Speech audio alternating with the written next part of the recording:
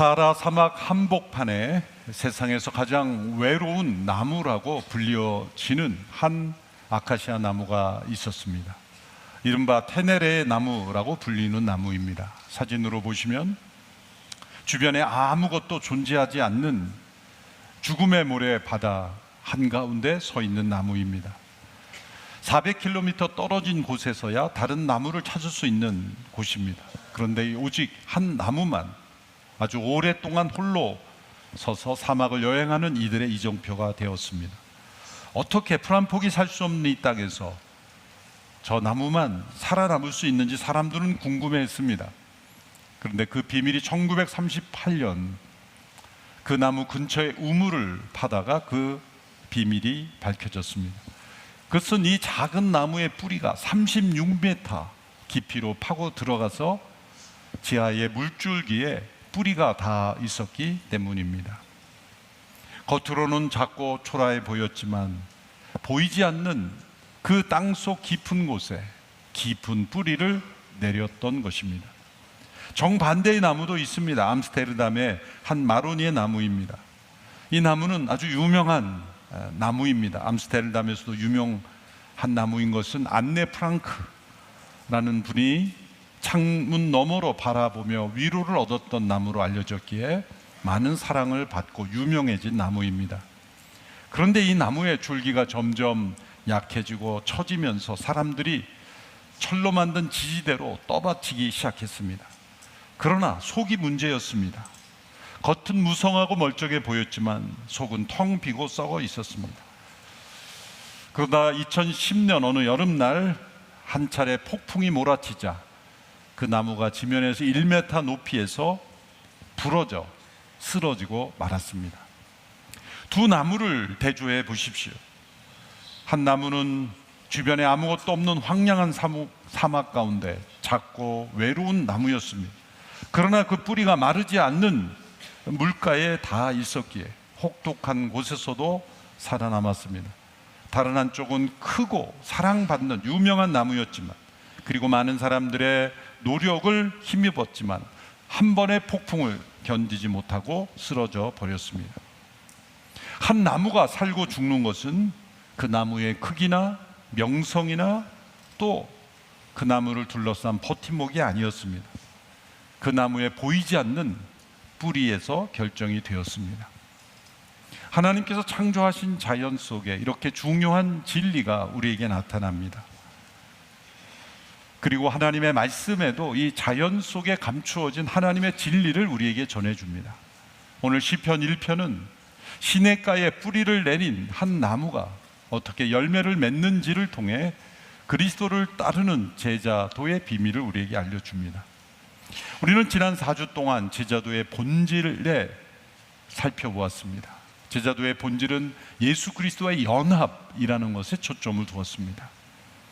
죄에 대하여 죽고 하나님께 대해 산 자가 될 수 있는 것, 그것은 우리의 옛사람이 예수님과 함께 죽음을 경험하고 다시 부활의 생명을 경험했기 때문이라는 것입니다. 포도나무에 가지가 붙어 있으므로 가지를 통해서 열매가 맺어지듯이 가지 자체가 열매를 생산할 수 없고 나무에 얼마나 붙어 있는가에 그 열매의 여부가 결정되듯이 그렇게 그리스도께 붙어 있는 연합된 삶이 제자도의 본질이라고 말씀을 드렸습니다. 그리고 그 연합된 자의 증거는 무엇인가? 그것은 바로 예수 그리스도의 임재에 대한 갈망, 또 그 주님의 영광에 대한 갈망, 그것이 바로 주님께 붙어 있는 연합된 자의 증거라고 말씀드렸습니다. 이제 그리스도와의 연합에서 더 구체적으로 그리스도와의 사귐이라는 측면에서 이 제자도를 살펴볼 때 가장 우선적인 것은 바로 그리스도께 뿌리 내리는, 하나님의 말씀을 통해 그리스도께 뿌리 내리는 것으로 오늘 시편 1편은 말씀하고 있습니다. 먼저 시편 1편 3절의 말씀을 함께 읽겠습니다. 시작. 시냇가에 심은 나무가 계절에 따라 열매를 맺고 그 잎이 시들지 않는 것처럼 하는 일마다 모두 잘 되리라. 시냇가에 심은 나무라고 했을 때 이 시냇가는 자연스럽게 흐르는 시냇가가 아닙니다. 또 여기서 심은이라고 하는 단어도 옮겨 심어진 것을 의미합니다. 이 시냇가도 자연스럽게 흐르는 강물이 아니라 누군가 농부가 의도를 가지고 그 수로를 파놓고, 그리고 그 곁에 나무를 옮겨 심은 상태의 나무를 가리키고 있는 것입니다. 시편 92편에서는 이 심겨진 나무를 더 뚜렷하게 표현합니다. 이는 여호와의 집에 심겼음이요 우리 하나님의 뜰 안에서 번성하리로다. 그는 늙어도 여전히 결실하며 진액이 풍족하고 빛이 청청하다고 말씀합니다. 이 나무가 늙어서까지 결실하는 비결은 여호와의 집, 여호와의 임재 안에 심겨졌기 때문이다 라는 이 표현 속에서 우리 농부이신 우리 아버지 하나님께서 우리를 시냇가에 심어 주신다는 겁니다. 옮겨서 심어 주신다는 겁니다. 오늘 우리가 있는 이 자리는 우연이 아니라는 것입니다. 저와 여러분이 하나님을 예배의 자리로 나온 것, 하나님을 예배하는 자리로 나온 것은 우리가 다른 사람보다도 교양 있고 똑똑하고 분별력이 있어서 나오게 된 것이 아니라, 우리가 예수님을 믿고 생명을 얻은 것은 다른 사람보다 더 똑똑해서가 아니라 농부이신 아버지 하나님께서 우리가 있었던 그 자리에서 우리를 파내어 시냇가 되신 예수 그리스도 곁으로 우리를 옮겨 심어 주셨기 때문입니다. 우리는 원래 동산, 창세기 2장으로 말씀하면 하나님이 창조하신 에덴 동산에서 생명의 강이 흐르고 중앙에 생명나무가 있었던 그 동산으로 비유하면 그 강가에 접붙임 바 된 연결된 나무들로 지음을 받은 것이죠. 그런데 하나님의 통치를 거부하고 동산 밖으로 나갔을 때 메마른 땅, 생명의 강과 연결되지 않는 메마른 자리에 우리는 있게 된 것입니다. 겉으로 볼 때는 무성하고 번성하고 문화가 발전하는 것 같지만 생명수의 강으로부터 단절된 상태는 곧 죽음이요 멸망이요 심판의 자리였던 것입니다. 그 자리에서 우리를 뽑아내셔서 우리로 하여금 결코 마르지 않는 영원한 생명 강가에 우리를 심겨 주신 것입니다. 저와 여러분이 그래서 예수님을 알게 됐고 하나님을 예배하는 자리에 나오게 된 것입니다. 1절의 말씀을 보시면 우리가 그 생명수 강가로 옮김을 받기 이전의 모습은 어떤 모습이었을까를 우리에게 알려줍니다. 1절의 말씀 보시면 복이 있는 사람은 악한 사람들의 꾀를 따라가지 않고 죄인들의 길에 서지 않으며 남을 업신 여기는 사람들과 자리를 함께하지 않고 라고 표현했습니다. 복을 말씀하면서 하지 않는 것을 말씀합니다. 그것은 복되지 않는 삶, 저주의 삶, 심판의 삶, 멸망의 삶은 악한 사람들의 꾀를 따라가며 죄인들의 길에 서며 그리고 남을 무시하는 경멸하는 오만한 자리에 앉아 있는 모습입니다. 이것이 우리가 있던 자리입니다. 저와 여러분이 상관없는 자리가 아닙니다. 악한 사람들의 꾀, 많은 사람들이 살아가는 인생의 비결 뒤에는 보이지 않는 악이 숨어 있습니다. 하나님 없이도 잘 살 수 있다는 그 생각 자체가 악한 생각의 꾀입니다. 그 꾀를 따라가며 또한 때로 죄인들의 길에 서며 그리고 결국 교만한 자리에 앉게 됩니다. 동사를 주목해 보십시오. 따라가다가 서게 되고 서다가 앉게 됩니다. 점점 가라앉고 있습니다. 머무르고 있습니다. 멈춰서고 있죠. 겉으로 볼 때는 활동적이고 그리고 의미 있는 삶을 사는 것 같지만 죄와 악은 우리의 삶을 점점 마비시키는 것입니다. 걷다가 서게 되고 서다가 앉게 됩니다. 주저앉는 삶입니다. 가라앉는 삶입니다. 세상에 보기에는 높은 위치, 권세 위치에 오른 것 같지만 그 자리는 많은 사람들이 부러워하는 자리인 것 같지만 무엇인가 성취하는 자리 같지만 하나님을 떠난 인생의 자리는 멸망과 가까운 자리인 것입니다. 바로 이러한 모습에서 과연 자유할 사람이 누가 있습니까? 그런데 오늘 본문에 보면 복이 있는 사람은 이러하지 아니하다라고 말씀했죠. 그런데 여러분, 복이 있는 사람이라고 할 때 단수를 썼다는 걸 주목하십시오. 사람들이 아니라 단 한 사람이 라고 말씀합니다. 저와 여러분 가운데 이러한 사람이 있을까요? 악인들의 꾀를 따르지 아니하고 죄인들의 길에 서지 아니하고 교만한 자리에 앉지 아니한 자가 있을까요? 그랬다면 복수로 썼겠죠. 저와 여러분이 이 말씀 앞에서 자유롭지 못합니다. 우리의 삶을 되돌아보십시오. 아닙니다. 저는 악한 사람들의 꾀를 따른 적이 없습니다. 죄인의 길에 서지 않았습니다. 교만한 자리에 앉지 않았습니다 라고 자신 있게 말할 사람이 있을까요? 그렇다면 하나님의 말씀이 틀린 게 됩니다. 의인은 없나니 하나도 없다는 말씀, 모든 사람이 죄를 범하여 하나님의 영광에 이르지 못하는 말씀이 틀린 것이 될 것입니다. 우리 모두는 이 말씀 앞에 자유롭지 못합니다. 그러므로 우리의 모든 삶은 복이 있는 삶이 아닌 것입니다. 그러나 놀라운 것은 복 있는 사람이라는 이 표현에 해당되는 단 한 분이 계십니다. 바로 예수 그리스도이십니다. 그분은 악인들의 꾀를 따르지 아니하고 죄인의 길에 서지 아니하고 오만한 자리에 앉지 아니한 분입니다. 그러므로 이 복이 있는 사람이 곧 예수 그리스도를 가르친다면 이것은 다른 이야기가 됩니다. 시편 1편의 말씀은 우리에게 착하게 사십시오, 죄를 범하지 마십시오, 그리고 나쁜 짓 하지 마십시오라는 권면을만을 우리에게 주는 것이 아닙니다. 그렇다면 그것은 도덕 교과서가 되는 겁니다. 그런데 이 말씀을 통해 우리에게 알려주는 것은 우리는 이러한 삶을 살지 못했지만 참으로 복이 있는 분이신, 복된 사람이신 예수 그리스도를 믿는 자는 그분 안에 하나님께서 우리를 심어 주셨다는 겁니다. 그래서 예수 그리스도의 복을 우리도 누릴 수 있게 되었다는 것입니다.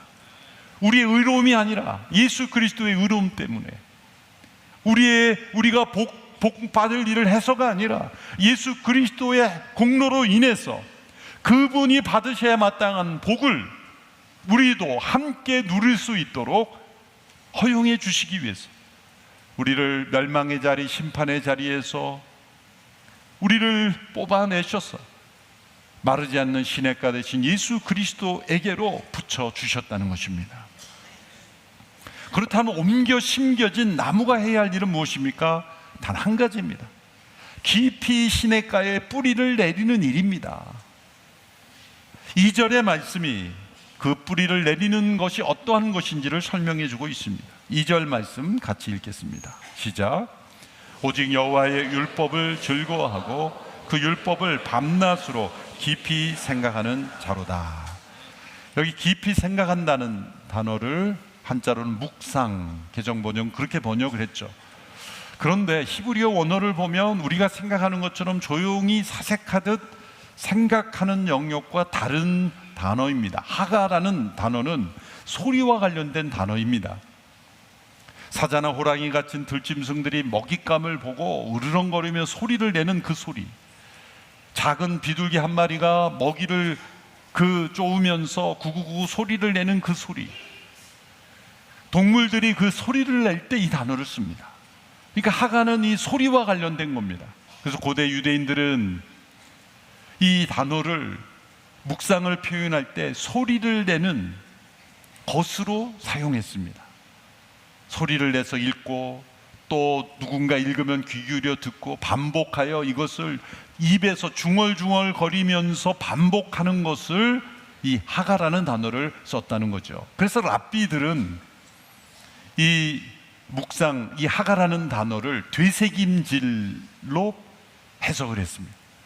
되새김질하는 동물을 보면 한 번 음식물을 먹고 그대로 위장으로 내려가지 않고 내려간 듯 하지만 다시 토해내서 그 음식을 다시 또 씹으면서 또 다시 소화시킵니다. 동물마다 그 차례는, 그 횟수는 다르겠지만 되새김질 할 때 나오는 그 소리, 다시 토해내고 또다시 씹어먹고 그렇게 여러 차례 반복하며 완전히 자기의 것으로 만드는 그러한 동물들에게서 나오는 소리가 바로 이 하가입니다. 그러므로 묵상은 되새김질입니다. 우리가 하나님의 말씀에 뿌리를 내릴 때 지식처럼 단 한 번, 두 번 읽고 그저 머릿속으로 이해했다고 끝나는 것이 아니라 신명기 6장의 말씀처럼 길을 걸을 때든지 앉았을 때니 누웠을 때든지, 그것은 뭐냐면 24시간 성경책을 보며 다니라는 말씀이 아니죠. 되새김질하라는 겁니다.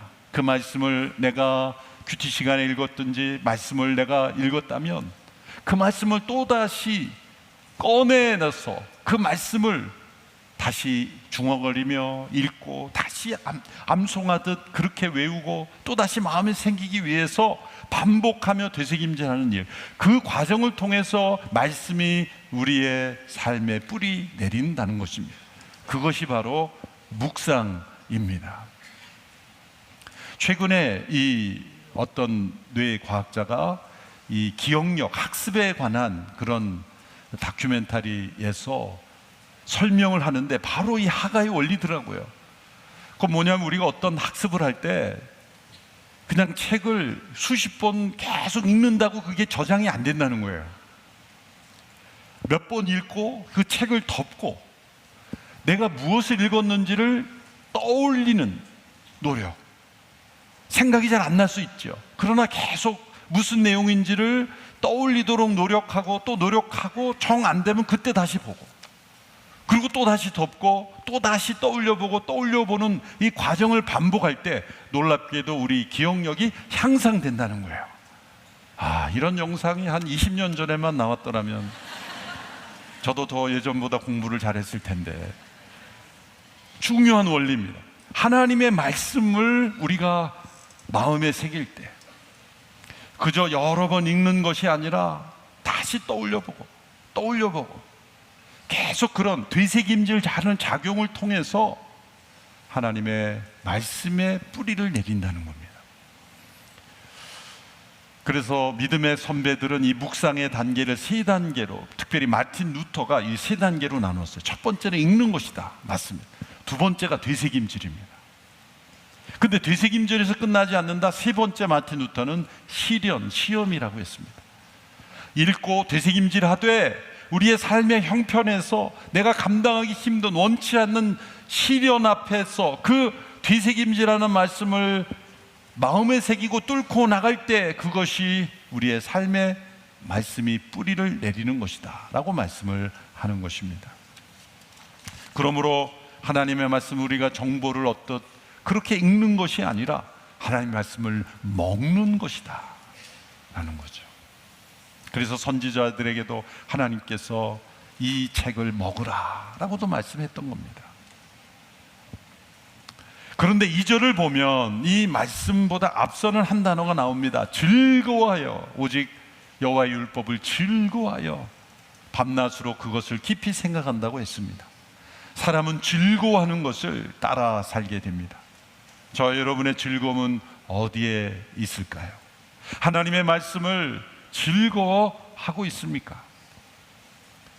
스펄전 목사님께 어느 성도가 찾아와서 이렇게 말했습니다. 목사님, 저는 성경을 20번이나, 그것도 무릎을 꿇고 그렇게 20번이나 읽었는데 아직 은혜의 진리를 제가 깨닫지 못했습니다.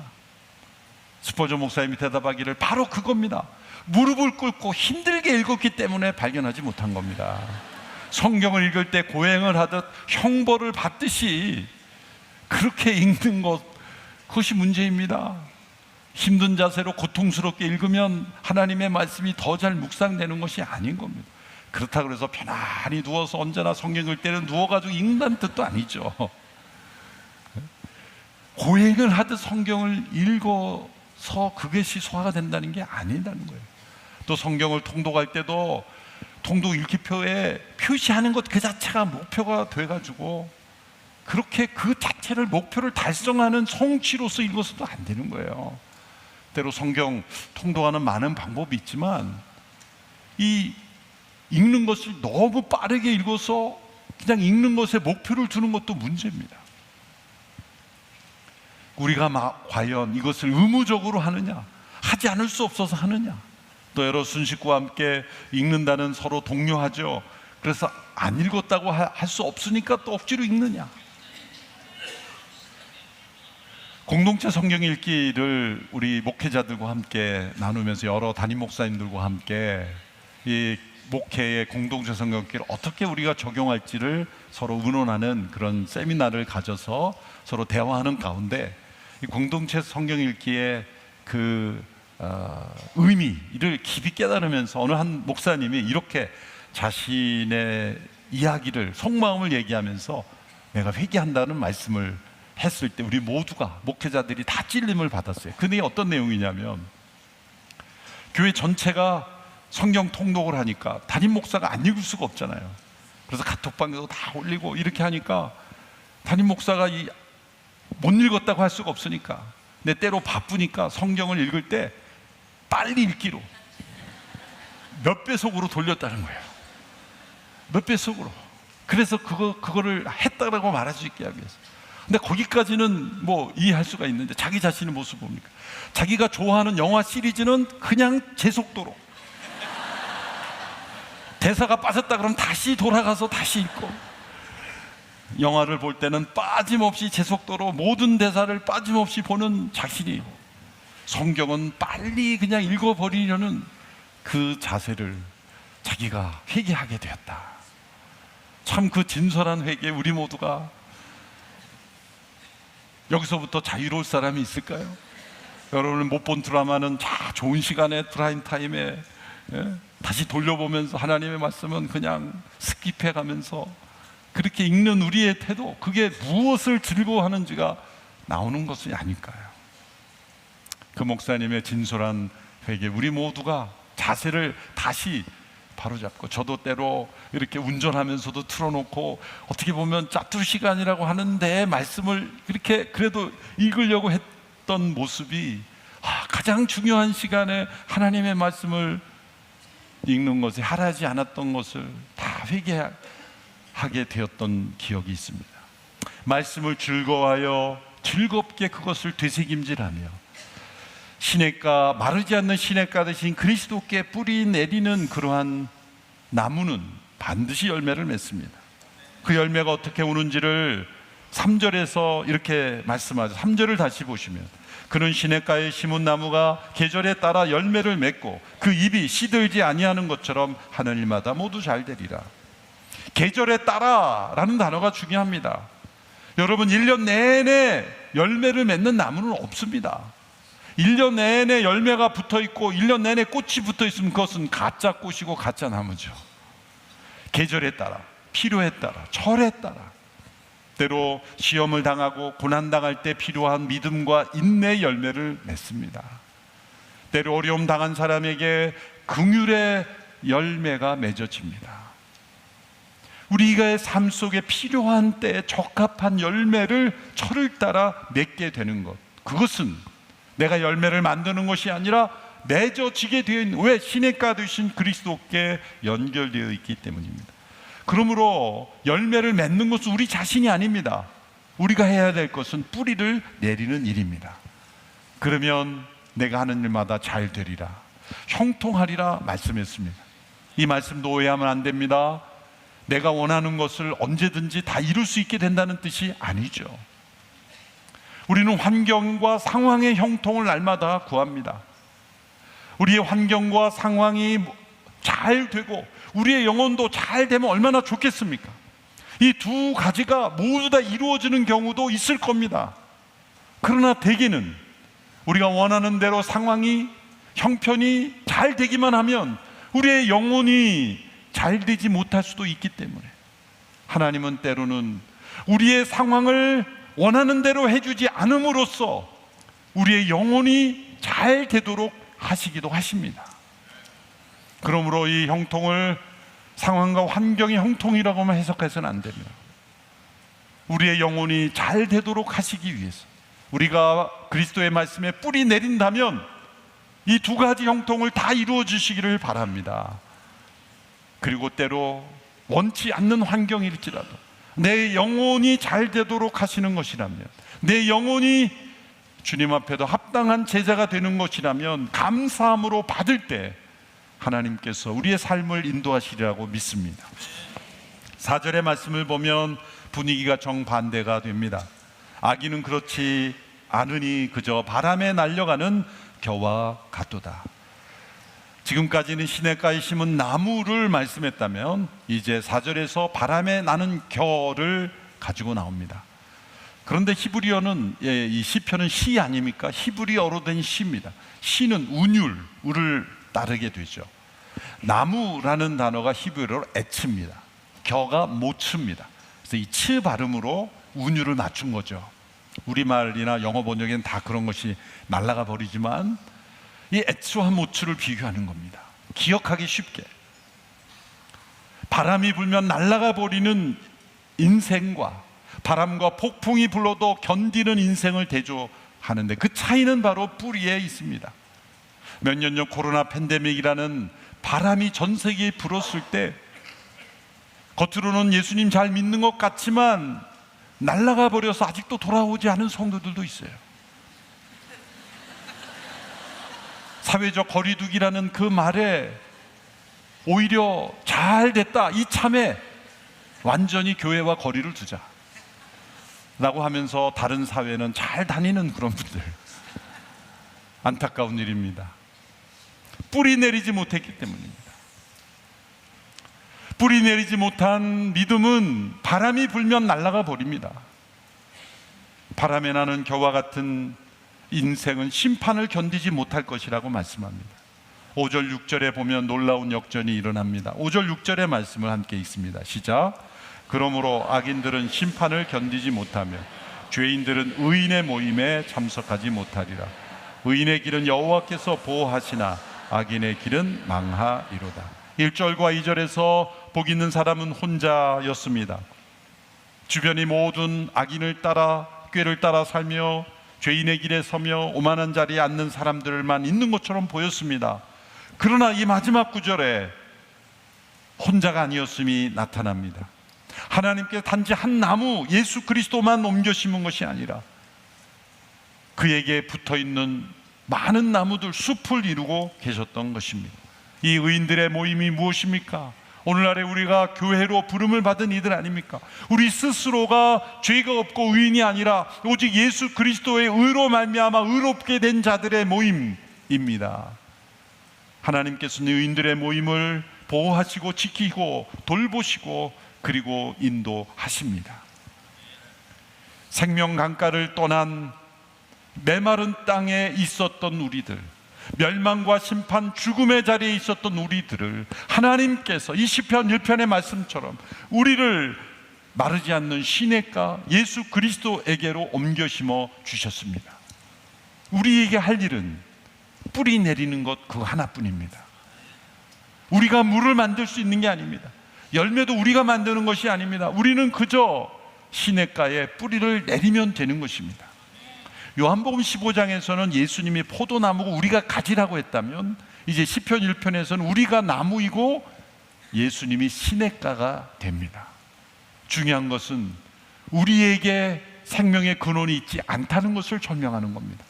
가지에게 있지 않고 나무에 있고 나무에게 있지 않고 시냇가에 생명력이 있듯이 우리는 마르지 않는 시냇가에 뿌리를 내려야 합니다. 우리는 제자도의 열매를 스스로 생산하라고 부름을 받은 것이 아닙니다. 마르지 않는 시냇가 되신 그리스도 안에 뿌리를 내리라고 부름을 받았습니다.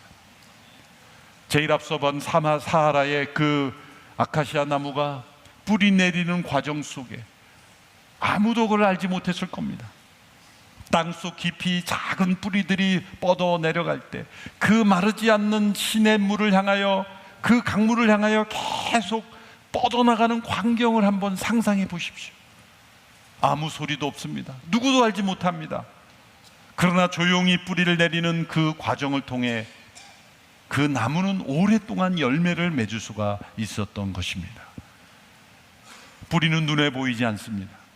우리의 삶에 다른 사람 눈에 보이지 않는 시간, 조용한 시간, 나만이 아는 시간, 그 은밀한 시간 속에 과연 우리가 하나님의 말씀을 즐거워하며 그 말씀에 깊이 뿌리 내리느냐 아니냐가 바로 우리의 제자된 삶의 뿌리를 결정하는 것입니다. 우리의 뿌리는 얼마나 깊이, 얼마나 넓게 뻗쳐 있는가, 그것을 생각하며 제자도의 삶을 살아가는 우리 모두가 되기를 축원합니다. 기도하겠습니다. 하나님 아버지, 예수 그리스도 대신 시냇가에 우리를 심어 주시니 감사합니다. 열매 맺게 하시니 감사합니다. 마르지 않는 시냇가에 깊이 뿌리를 내림으로 철을 따라 열매 맺는 제자가 되게 하여 주옵소서. 예수님의 이름으로 기도합나이다. 아멘.